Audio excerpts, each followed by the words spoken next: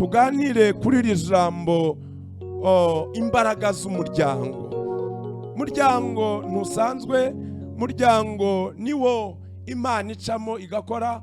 Umuryango ni iriba ry'ibyiza, umuryango ni iriba ry'ibyishimo, umuryango niho fondasiyo y'umuntu iri. Turebere hamwe ijambo ry'Imana dusoma mu Itangiriro, igitabo cy'Itangiriro ibice ni 2, umurongo wa 18. Kadusome mu izina rya Yesu.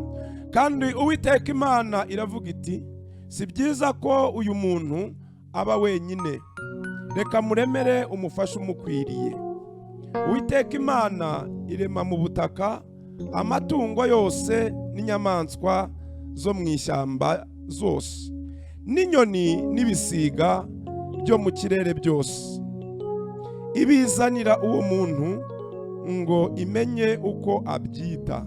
Kandi ko uwo muntu yise ikintu cyose gifite ubugingo aba ari ryo riba izina ryacyo. Umurongo wa 21. Uwiteka Imana isinziriza uwo muntu ubuticura, arasinzira, imukuramo urubavu rumwe, ihasubiza inyama. Urwo rubavu Uwiteka Imana yakuye muri uwo muntu iruhindura umugore, imushyira uwo muntu. Aravuga ati, uyu ni igufa ryo mu magufa yanjye, azitwa umugore kuko yakuwe mu mugabo. Nicyo gituma umuntu azasiga se na nyina, akabana n'umugore we akaramata, bombi bakaba umubiri umwe.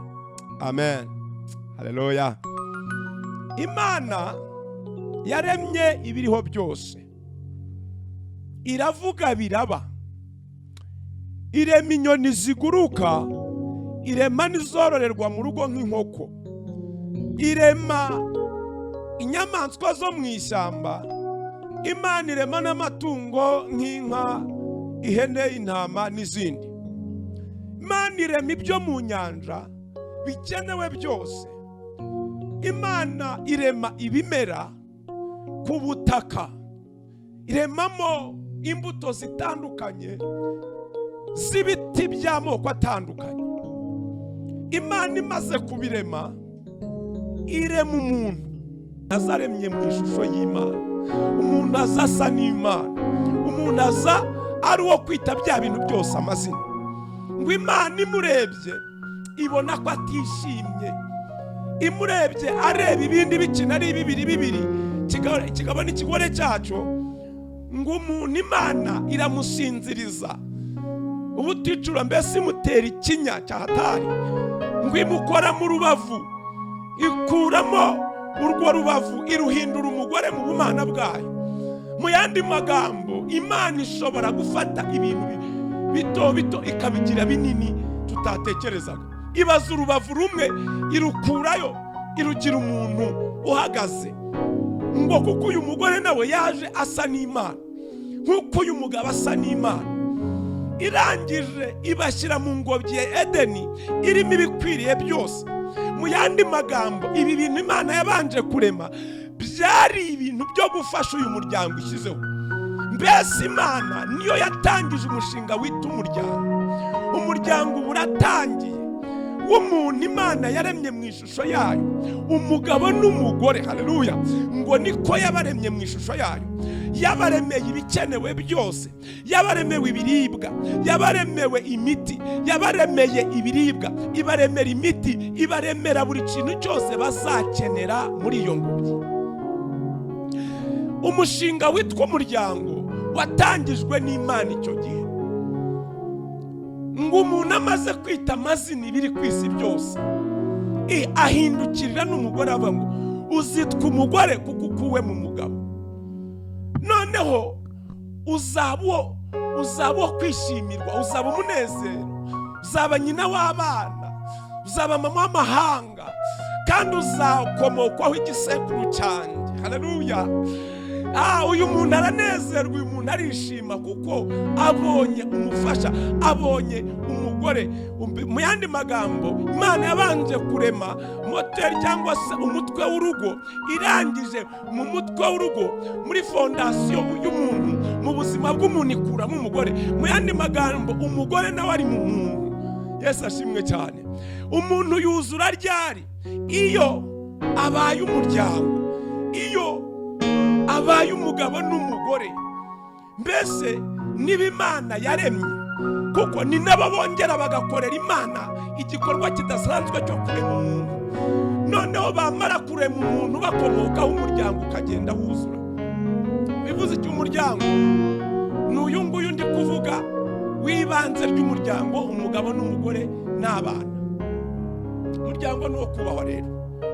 Ni umushinga Imana yatangije, ni umushinga Imana yashyizeho, ni umushinga Imana yarebye yitonze ikawitegereza.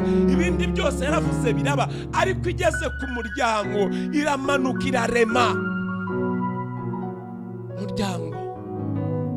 Umuryango niwo urimo isura y'Imana.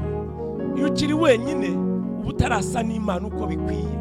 Ariko iyo ubonye wa wundi waguturutse mu rubavu, wa wundi waguturutse mu rubavu, mugiye gukora icyo Imana yashyiriyeho umuntu, muba umuryango, mugakora icyo Imana yashyiriyeho umuntu.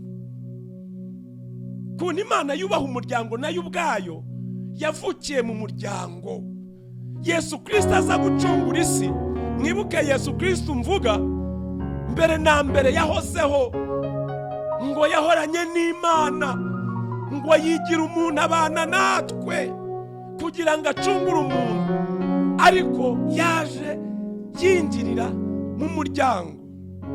Ntabwo Imana yemeye ko Yesu avuka ku muntu umwe gusa, yavukiye mu muryango. Matayo 1:18 tubirebe. Niki cyatumye Imana itegeka Yosefu kudasiga Mariya? Niki cyatumye Imana ibanguka gutabara kugira ngo uyu ubwayo ubushake butavukira ahantu hatari umuryango? Kuvuka kwa Yesu Kristo kwagenze gutya. Nyina Mariya yari yarasabwe na Yosefu, ariko yari ataramurongora, babona afite inda y'umwuka wera. Umugabo we Yosefu, kuko yari umukiranutsi kandi adashaka kumukoza isoni ku mugaragaro, yigira inama yo kumubenga rwihishwa. Akibitekereza, marayika w'Umwami Imana amubonekera mu nzozi ati, Yosefu mwene Dawidi, witinya rongora umugeni wawe Mariya, kuko imbuto imurimo ari iy'umwuka wera. Azabyara umuhungu, uzamwite Yesu, kuko ari we uzakiza abantu be ibyaha byabo. Bibiri ikomeza ivuga ku murongo wa 22 ngo nuko ibyo byose byabereyeho kugira ngo ibyo Umwami Imana yavugiye mu kanwa k'umuhanuzi bisohore, ngo dore umwari azasama inda kandi azabyara umuhungu, azitwa Emanuweli, risobanurwa ngo Imana iri kumwe natwe. Yosefu akangutse abigenza uko marayika w'Umwami Imana yamutegetse, arongora umugeni we. Ntabwo Imana yajyaga kuvuka idavukiye mu muryango. Niyo mpamvu Yosefu yaragiye gusiga umugeni we, ngo yari n'inyangamugayo, yarashatse kubikora rwihishwa, ariko ijuru riramanuka, ijwi ry'Imana riramusanga, riramubwira ngo hoya, wisiga umugeni wawe, ndi Imana y'umuryango, hoya ngwino ubaka, wisenya icyizere wubatse mu gihe kirekire. Yosefu arongora umugeni we. Yesu avukira mu muryango, mbaraga z'umuryango. Yesu baramuhiga, ariko kuko ari mu muryango ntibamubona. Yesu baramurwanya, ariko kuko yavukiye mu muryango Imana iramuhisha. Imana ikorera mu muryango. Nshuti yanje, we wubatse, rinda icyo ufite, n'ikimana igukunda, n'ikimana ikubahira. Umuryango ni urufunguzo rw'umugambi w'Imana ku buzima bwawe. Umuryango ni uwo kubaha, umuryango ni uwo kurinda. ikibazo cya none dufite, umuryango uri kugenda usubira inyuma, byaracuramye. Ibyari byo gufasha umuryango ngo ubeho, biriya by'Imana yaremye, bya by'amatungo yo kurya, Imana yaremye inka kugira ngo zikamirwe umuryango, izindi zibagwe bazirye, ihene zibagwe bazotsemo burushete, umuryango unezerwe. Imana irema ibiti bibazwe havemo inzugi zo gukinga inzu umuryango ubamo. Imana ishyiraho ibintu byose, abantu bakagenda ibaha ubwenge bwo kugira ngo babihindure, bigende bihindurirwa. N'izi telefone dufite ni amabuye Imana yaremye. Imana iha abantu ubwenge, bagenda bareba icyo amabuye Imana yaremye bayakozamo, bayabyazamo umusaruro. Hari n'andi muzi bivamo shenete, muzi ni byinshi. Ni ibintu Imana yaremye kugira ngo bifashe umuntu uri mu muryango, bishyigikira umuntu wubatse umuryango. Haleluya. None iminsi ya none ibi bintu byaremewe kudufasha ngo umuryango ukomere, birimo birasenya umuryango bitewe nuko turi kubiha agaciro kurusha agaciro k'umuryango Imana yaturemeye. Imana itugirire neza, Imana itubabarire, twongere twibuka agaciro k'umuryango. Tumenye umuryango wari iriba ry'ibyishimo, umuryango wari iriba ry'agaciro. Umuntu yajyaga avuga umuryango avukamo bakamuha akazi batitaye kuri CV ye. Umuntu yajyaga avuga hakomoka gusa bakamucumbikira. Umuntu yajyaga avuga umuryango we agiye ku ishuri nta minerivare bakamwakira. Umuryango ni ikintu cyo kuba, ni ikintu cyo gusigasira. Nta muryango nta torero, nta muryango nta gihugu, nta muryango nta guverinema, nta muryango nta bundi buyobozi bwose. Ibintu byose bigomba kubakwa bihereye mu muryango, kuko Imana yubatse ibintu byose ariko ibyubakiye gutunga umuryango. Niba ari ibintu winjiyemo bitari ibyo kugira ngo umuryango ugumye ubeho, byihorere. Muryango tuwubake, tuwusigasire. Muryango tubere maso. Byaracuramye, amafaranga yakaba ari gufasha umuryango, asigara yo gusenya umuryango. Ibintu birakaze, ibintu birakomeye. Nshuti yanjye, ubuzima bwose wabamo ihangane kubw'umuryango. Gira ibyiringiro ko Imana yashyizeho umuryango izawucira inzira. Tureke gutakaza indangagaciro z'umuryango kubera ubuzima bwo hanze ahangaha. Gerageza. Abantu bajyaga bubaka kubera urukundo. Nta rukundo buri muryango ntuhari. Ariko iyo uri mu muryango w'ukunze, Imana iguhera mu mugisha. Rero wiha agaciro ibyagutandukanya n'uwo Imana yaguhaye ngo mukore umuryango, ahubwo ha agaciro icyo mwagezeho. Nshuti yanjye, birashoboka ko uwo mwashakanye wamusiga kuko mwahuye mukuze. Mwahuriye mu ishuri, buri wese akuze avuye mu muryango n'undi avuye mu wundi. Mwisanga mwakundanye murabanye. Rinda icyo gihango kuko mumaze kubana mwarabyaye.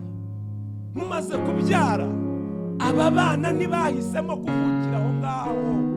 Rero kuko mwiyemeje mukabyara aba bana, nimubarere. Ese murananiranwe koko? Uhisemo gutandukana, urebye undi murahuje murabanye, undi nawe arebye undi barahuje barabanye. None se aba bana hari undi papa bazagira? None se aba bana hari undi mama bazagira? Rinda agaciro k'imbuto yakuvuyemo, rinda agaciro k'icyo Imana yakoreye muri wowe. Ni ikidasanzwe nshuti yanjye. Sindi bugutera ibuye wowe wabikoze, ariko haracyari ibyiringiro ko wakongera ugasenga Imana ikagushoboza. Nshuti zanjye munkurikiye munyumva, munyemerere dufate ibihe, twihe ingamba, dufate umukoro wo kuvuga ngo dushake icyakorwa kugira ngo habeho kurindwa k'umuryango. Dushake icyakorwa kugira ngo umuryango usigasirwe. Imana itugirire neza. Satani yabibye urukungu mu muryango kuko azi ko hariho Imana iba. Satani yabibye virusi ikomeye mu muryango kuko azi ko hariho Imana ikorera.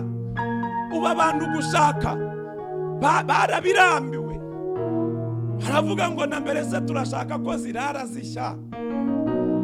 Nibura na kera zajyaga zirara zishya bwacya zikazima, hari hakiri agapfu, bari bagipfa gasona umuryango, bari bagifite kubaho umuryango. Ariko iyi si ya none zirara zishya bwacya zikagurumana. Mani turengere, ndagira ngo utekereze ku kintu cyitwa umuryango. Nge nawe dufata ingamba, hari icyo twakora, Imana ikamanuka ikagira uko ibigenza ikadushoboza. Zajyaga zirara zishya bwacya zikazima, ariko virusi satani yazanye zirara zishya bwacya zikaguruma. Mani dutabara. Nshuti yanjye, ndagira ngo nkubwire ngo umunyarwanda yavuze ngo uwibahetse aba yereka uwo mu mugongo. Karande mwumva ivana ku ntangiriro. Haleluya. Nguko muturera niko tuzakurikiza. Icyo uha umwana, imbuto uha umwana niyazera. Icyo wamugaburiye, icyo wamuhaye nicyo azera. Reka dusabe Imana idushoboze, duhishurire, tumenye uko dukwiye kurera abana. Kuko umuryango ni iriba ry'ubuzima, ni iriba ry'ibiriho byose. Nibwo buyobozi bwa mbere Imana yashyizeho mu isi. Yashyizeho umugabo n'umugore ngo babyare bororoke, kandi mu kubyara kwabo bafatikanye kuyobora ibiri ku isi byose. Ubuyobozi bwose buhera mu muryango. Sigasira umuryango ufite, sigasira umuryango wubatse, sigasira umuryango nubatse. Dusaba Imana idushoboza. Hari ibyo tutakishoboza nk'abantu, ariko icyo nkundira Imana ijya yumva gusenga. Hari ibintu nka bibiri ngira ngo dukore kugira ngo umuryango utazima. Satani yari yarateje ikintu cyitwa kumva ko nta kibazo kubivamo, kumva ko nta kibazo kubijyamo, urabijyamo byoroshye no kubivamo uzabivamo byoroshye. Ndagira ngo we musore wenda gushaka, dufatanyiriza hamwe gushaka umuti wo kubaka umuryango uzaramba. Mukobwa uri kurambagizwa ufite ingamba zo kubaka, dufatanyirize hamwe gushaka ingamba z'icyo twakora kugira ngo twubake umuryango uzaramba. Mugabo mugore mwubatse, reka uyu mugoroba twongere dushyire amavi hasi, dufatikanye gushaka ingamba y'icyatuma umuryango uramba. Bayobozi bayoborwa, twongere tugaruke mu muryango, dusigasire umuryango. Hari ibintu bibiri dushobora gukora kandi Imana ikabishingiraho ikazahura umuryango. Ndagira ngo mwibutse ko hari ibyo Imana ikora, ariko natwe hari ibyo dusaba gukora. Uzuza inshingano zawe, ibyo udashoboye ubiharira Imana. Icya mbere twakora kugira ngo umuryango urindwe kandi ukomere ni ugusenga. Kuko umuryango watatswe n'ibidafite inyama n'amaraso.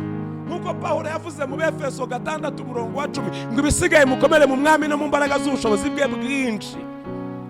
Ngo kuko mudakira n'ifite inyama n'amaraso, ngo ahubwo murwana n'imyuka mibi hano mu ijuru. Murwana n'abatware n'abafite ubushobozi, abategeka isi y'umwijima. Ngo mutware intwaro z'Imana uko bikwiye. Nshuti yanjye, hari intwaro zagufasha kurinda igihango cy'umuryango, kurinda igihango cy'umuryango. Kuko uwo muryango niwo uzagukomokaho kwitirirwe, nkwibire n'ibanga. Karande zishingira mu miryango, na deliverance igomba gushingira mu muryango. Ndagira ngo ngo niba hari karande wasanze mu muryango iwanyu isenya umuryango, mugasenya mutamaze kabiri, ugasanga harimo gupfakara, ugasanga harimo gukenyuka, tugiye gushengana Imana, duhagarare mu mbaraga z'ubushobozi bwa Yesu Kristo, tumusabe Imana imbaraga zo gutsinda ibirwanya umuryango. Twamerere mu mwami, dusenge. Cyambere twakora kugira ngo umuryango urindwe ni ugusenga. Umuryango udasenga urasengera, uwasengeye arasinda akavuga amahano, agakora amahano rugasenyuka. twubake umuryango ushingiye ku gicaniro cy'Uwiteka, twubake umuryango ufite igicaniro cyo kubaha no gutinya Imana, twubake umuryango ufitemo kubahana no kwizerana.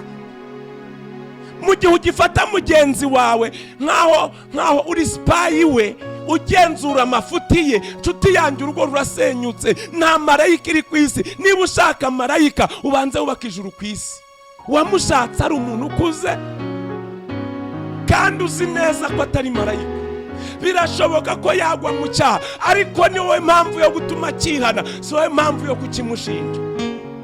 Ntabwo uri umushinjacyaha we, ahubwo uri uwo kuba ku mavi ngo Imana imuherekeze agiye. Niyo muremyi we yamuguhaye akuze, ariko wowe icyo usabwa ni ukumwaturaho ijambo ryiza, ukamuremera icyerekezo, ngera agahura n'umugisha. Haleluya. Ukamusengera agahura n'umugisha, ukamusengera Imana ikamuhuza n'abantu b'umumaro. Nubo kujonjora ibyo adashoboye, nuwo kujonjora ibyamunaniye, ahubwo umwereke ibyo yashobora, umwereke ibyo ashoboye, bibizeze ibyo azashobora, umwereke ko atari we iyamushoboje ibya mbere izamushoboza n'ibya kabiri. Dusengera umuryango, dusengera abafasha bacu, dusengera abatware bacu, dusengera abana bacu, tubaduraho amagambo meza. Reka kubwira umwana wa magambo mabi, nubwo hari ibyo adashoboye, arimo arakora ibyo wamutoje. Rero wimushakamo ikirenze icyo wamubibyemo. Rero niba ubona icyo umushakamo utakimubamo, hari ibishoboye umuremyi wacu. Yibwira uko ushaka umwana wawe akiri mu nda, umwatureho amagambo meza, umwatureho ibyiza, umuherekereshe, umurereshe amagambo y'ibyiza, umurememo ibyiringiro n'icyizere akiri mu nda ya nyina. Avuka umwita udasanzwe, umutoza kugenda bidasanzwe, umutoza gukora bidasanzwe, umutoza gukunda bidasanzwe. Uyu mwana icyo ari buvukane aragikurana, ni nacyo azajyana mu rugo rwe. Dukundane, dukundane, dukundane, Imana n'urukundo. Dukundane, dukundane, dukundane, Imana n'urukundo. Dukundane, dukundane, dukundane, dukundane, Imana n'urukundo. Dukundane, dukundane, dukundane, dukundane, Imana n'urukundo. Dukundane, dukundane, dukundane, Imana n'urukundo. Dukundane, dukundane, dukundane, dukundane, Imana n'urukundo. Dukundane. Umuryango uri mu rukundo nta kinanirana. Umuryango urimo ibihe byo gusenga, bagasengera mu rukundo. Icya mbere, kunda Imana yawe kurenza ibindi byose bikundwa. Niyo iri hejuru uyigire iya mbere, uyizere, uyereke umuryango wawe. Kabiri, kunda umuryango wawe, kuko Imana ari urukundo. Yihamagara uyituze mu muryango wawe. Urukundo wakunze Imana ruzaguha amavuta yo gukunda umuryango. Bwana sifiwe. Haleluya. Ndakurahira Imana nkorera, ntabwo urukundo ruzakama mu gihe ari umuryango usenga. Nubwo mwatongana birashoboka, ntazibona zidakomanya amahembe, ariko mu bihe byo gusenga niho mupfukama mukibuka ko Imana yanyu idakunda amahane, idakunda icyaha, mukihanira hamwe mukayihamagara, kuko ari urukundo ikongera ikabira urukundo hagati muri mwe, ikaranduramo urukundo. Icyo mupfana kiruta cyane icyo mupfa. Muhe umwanya, mukunde, musengere. Icyazanye kibe gike kibe cyinshi, mushimire Imana ikibahaye. Haleluya cyane, haleluya. Muryango numubonaho ingeso utishimiye, gerageza umuganize numva atabyumva. We n'umuntu ari mu nyama n'amaraso, ashobora kuba yagendewe n'umubi. Pfuka mubibwire data, we wenyine akumva, amenye ibyo ahiherereye, niwe wemeza abantu. Iyemeje Yosefu kurongora Mariya, izamwemeza guhindura imico n'imyifatire, kuko wowe hari aho utarenga, ariko yo ishobora byose, iri hejuru ya byose, iri hejuru y'imitekerereze, iri hejuru y'imirebere, iri hejuru y'imyumvire ye. Yizere ubimubwire. Kabiri, igihe gihagije cyo kuganira nk'umuryango, ugatega amatwi mugenzi wawe, ukamwumva, wamara nawe akagutega amatwi akakumva, birafasha. Uvuze arahumeka. Bishaka ko wenda yagowe n'ingeso zawe, aruhijwe n'ingeso zawe, bimubanye mu mutima ari byinshi, arafata icyemezo, nawe aganirijwe, nawe amwanzi wakuganije kumutera guhangayika. Kuko buriya icyaha kibi icyaha, imbuto y'ikibi ibi bikibi. Haleluya. Ariko kuganira bituma aruhuka. Ubu ufite ibyo yikore, mutega amatwi umwumve, nibirangira umusubize nawe mukuri kuri mu mutima wawe, mubwizanye ukuri. Trust ni intwari izatuma umuryango ukomera. Efeso 6:14. Ukuri kube umurimo, niko konyine kubaka urugo. Niba udashoboye wimwiyemeraho, murambagiza umubwira ukuri ukumeze, mubwira ibyo utunze. Niba bidahari wikwirata ngo ushake kwitaka ibidahari, nahagera akabibura ruzasenyuka. Mwana apfa mwiterura, reka muri fondasiyo mubwiza ukuri.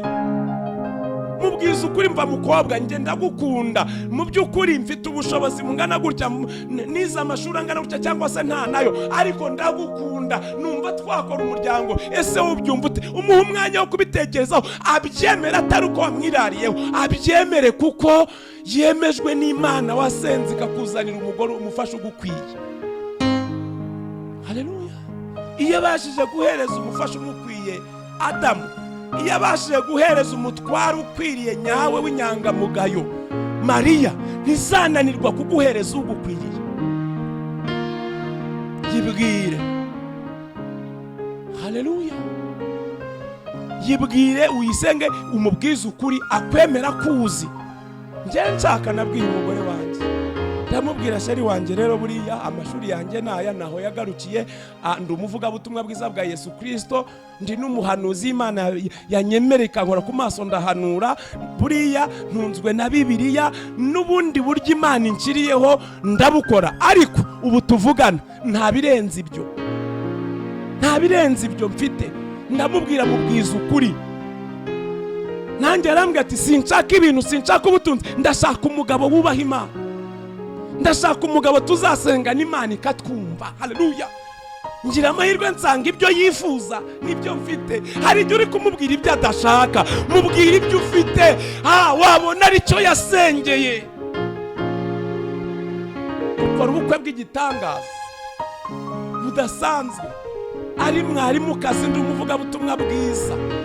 Imana idukora uko imanura abakomeye, zana abayobozi, zana abanyetorero, baradufasha, abantu bazi imbaraga z'umuryango, famiye. Aha navuze umuryango, fondasiyo y'umuryango, ariko mwibuke hari n'umuryango uyu mugore avukamo, hari n'umuryango uyu mugabo avukamo, n'andi maboko. Ariko abababera amaboko ryari? Mu gihe mwebwe babiri mushyize hamwe, mwumvikanye, baba amaboko. Ariko iyo mutumvikanye, baba banzi, abavukana n'umwe babanzi bundi.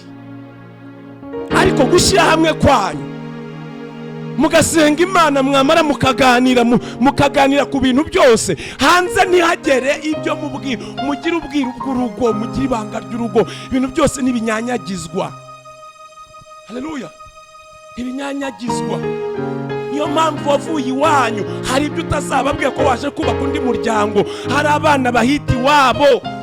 Nshuti zanjye, nkimara gushaka, hari n'ubuhamya ntagitanga, kuko namenye ko ndi umugabo ugiye gukora igisekuru, ahanjye hakera hibagirane hashire, mba umugabo mushya, ibyo mu busore birangirane n'ubusore, ninjire kuba umugabo mu izina rya Yesu. Nuko nguko njye nabikoze. Nashatse abantu batumva ko nzaba umugabo, ariko ubu tuvugana ndi umugabo w'umugore. Ntago nirata, nta nubwo nta nubwo nishyiriyeho iherezo, sinikiri iteka. Ndacyasaba Imana ngo inshoboze kubaka uko ishaka. Sindagera ku rugero rushyitsi ishaka, ndacyagerageza kugera aho ishaka. Nawe nyemera nshuti yanjye, niba hari aho ugejeje, dusenge tuyishimire aho igejeje ikora, tunayisabe kugumya kuturindira umuryango. Wowe ubona byanze, haracyari amahirwe ko wasenga no ikakubakira ibitazasenyuka. Kwanga birashoboka, aho kugira ngo mwicane bona bidashobotse. Birashoboka, ariko gerageza ubaze Imana. Iyo wagiye utarayibajije, ushobora kujya kuyibaza ikemera kuvayo, cyangwa nyine bikubwira ko ukavayo, cyangwa ukisanga wavuye ukayibaza wavuyeyo. Iragukunda uko waba uri kose, wayegeye ntibura uko ubigenza. Twongere tuyegere, twongere tuyibwire. Ariko wowe ukiri urimo, wowe Imana ihaye amahirwe yo kuba ukirwubatse, rinda uwo mubano kubwiza imbuto zabavuyemo. Rinda uwo mubano kubwiza imbuto zigiye kubavamo. Mwe mukiri mu mushinga wo kurwubaka, mwitekereza mu munezero wo muri honeymoon gusa, munatekereze ku mbuto izava muri honeymoon. Imana izabashyigikira nimugira umugambi mwiza, kandi urugo ni umushinga w'Imana. Reka turuyihereze, niyo irufite mu migambi, niyo yonyine ibasha kubaka zigakomera. Abantu baragerageza bigasenyuka, ariko iyo Imana irurimo, uru rugo rurakomera. Reka turuture Imana. Iyi sije tuzayigarukaho, dusubikira aha, tuzasubukura ahandi. Uyu mugoroba dufatanye gusenga, dusaba Imana kutwubakira umuryango mugari. Mana Data wa twese, se umwami wacu Yesu Kristo, Imana umuremyi waremye ibiri ku isi byose, wamara ukarema umuntu ngo abiyobore. Mana ndasenze ngo uyu uzayobora byose anyuriye mu muryango wubatse, washizeho ubuyobozi bwa mbere, wakoze nk'umuryango. Ndawusengeye Mwami Imana ngo ukomereze amaboko. Manura umwuka wera w'urukundo mu muryango, manura umwuka wera wo kwihangana, manura umwuka wera w'imbaraga zisenya urucantege rusenya umuryango mu izina rya Yesu.